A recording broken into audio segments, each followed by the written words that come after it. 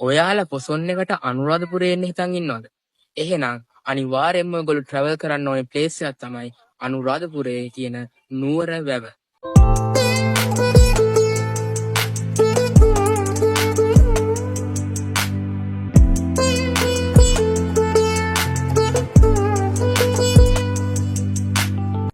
අපි අනුරාධපුරයට කියන නුවර කලා විය කියලා. ඉතින් ඕක හැදෙන්නේ වැව් තුනක් එකතු වෙලා. එකක් නුවර වැව. ඒ කියන්නේ මේ පිටිපස්සේ පේන වැව. ඊට පස්සේ කලා වැව සහ පදවිය වැව. පදවිය වැවේ විය කියන කොටස අරගෙන තමයි අනුරාධපුරයට නුවර කලා විය කියලා නම ලැබිලා තියෙන්නේ.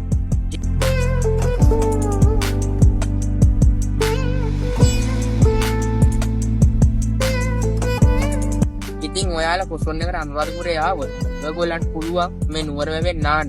ඉතින් නුවර වැවෙන් නාලා මෙතන තියෙන සුන්දරත්වයේ විඳගෙන මෙතන අපිරිසිදු කරන්නේ නැතුව ඔයගොල්ලෝ පොසොන් සමයේ අනුරාධපුරේ අටමස්ථාන වැඳ පුදා ගන්න. එහෙනම් ඉතින් අද මගේ මිනි බ්ලොග් එක අවසන් කරනවා.